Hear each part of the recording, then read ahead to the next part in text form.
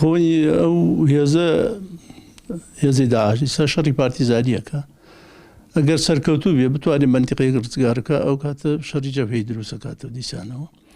بەڵام بۆ ڕەدەلفعلی ئێمە پێویستمان بەوەیە چۆن ئەوان شەڕی پارتیزانی ئێمەکەن ئێمە شەڕی پارتیزانیوان بکەین.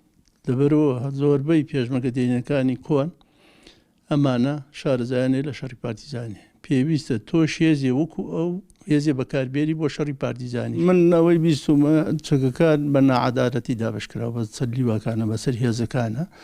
هەندێک لەو چەکە باشانە لە هەمەرە لە چەکی باشە لە میلانۆیەکی پێڵەنەوە کە هاتووە لای حیزبە نادرێتە هێزەکان لە شوێنی تر قایم کراوە بۆ هەر کاتی بۆ خۆیانی تریشیان پێێتی لەبەرەوە هێز چەکە باشەکان ناگاتە هێزی پێشمەکەی کوردستان. پێویستە ئەو چەکانە بدرێ بە هێزی پێشمەکەی کوردستان. بەڵام ئێستا ئێمە لەم کاتەدا ئێمە تووشی شەڕێکی پارتیزانی جەعات بووینەوە. پێویستە بە هەمان شێوە ئێمە ڕەدەلفعلمان هەبێ بەرامبەریان.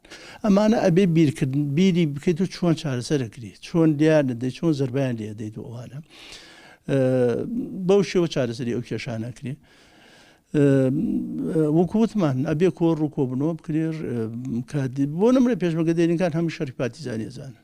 ئەزان چۆن ئێمە چوین چەند جار ئیستەڵاعەت شوێنێکمان کرد، چاودێری شوێنێکمان کردو یا چەند شوێنێک اینجا لە چەند شوێنێکە شوێنێکمان هەڵ بزارە کە نقطەی زعفی دوژمن بوو زەربەمان لێداوە چوینە سەری و گرتومانەوە ئەوانەوە یا جاری وایە وەختی خۆی ئێمە مەعسکەریشمان گرتووە، ڕەبایشمان گرتووە، ناحێمان کردووە، قەزامان گرتووە، دەیان شەڕی وامان کردووە.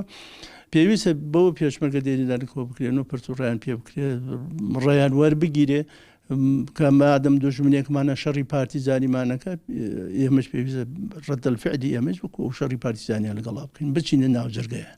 ئەو سەباتنی دەسەڵاتی حیزبی بەسەر حکوومەت و بەسەر هێزی پێشمەرگە و بەسەر وەزارەتی پێشمەرگە ئەمە وەزعەکانی تێکداوە بەسەر یەکە. لەبەرەوە ئێمە بۆ نمونە کێشە هەیە لە برەگەڵ برەدەرانی پەکەکە پێویستە چارەسەری بکەین. هەم ئەوان کێشە بۆ ئێمە دروست نەکەن ئێمەش کێشە بۆ ئەوان دروست نەکەین. چونکە ئەم حکوومەتی هەرێمی کوردستانە کە پێک هاتووە کە پێک نراوە دژمنمان زۆرە، ناحەزمان زۆرە. ئەوە ئێمە دەوزع بووین بە چوار دەوڵەتی دەوروبەرە بۆ نمرە ڕۆژاوایە، ڕۆژهەڵاتە، باکوورە، باشوورە، هەر هەمومان ئێمە دژمن چواردەوری گرتوین. بەردەوام کێشەمان بۆ دروستەکەن، مشکلەمان بۆ دروستەکەن. بەڵام ئەو لایەنانەش کە تێنە هەرێمی کوردستان پێویستە مشکلە بۆ هەرێمی کوردستان دروست نەکەن، پێویستە گوێ لە بڕیارەکانی هەرێمی کوردستان بگرن. بەڵام شەڕی براکوژی جارێکی تر ئەبێ ڕسوا بکەین، ئەبێ ئیدانەی بکەین، ئەبێ نەیکەین وازی دەبێرین. بەڵام بۆ ئەو چەکا پێویستان من چەکی تری داوانێ من معلوماتم هەیە چەکی زۆر باش لە شوێنی تر خەزن کراوە شاراوە تۆی تر بۆکەی هەڵیەگەن نازانم وەکو خەنجەرەکەی کابرایە خەڵکی مناڵی خەڵکە کوشن ئەوە نێ چودن شەرەوە دێ سێبرا بە یەک و شەهید دەبێن کەفرە ناڕەحاتە گوناحە. پێویستە ئەمە بڕیاری جدی لەسەر بدرێ.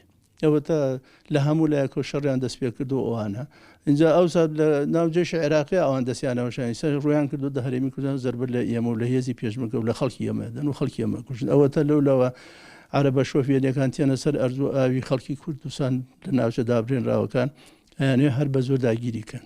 بێ حەلی بە بکەین، حەلی بە بدۆزینە.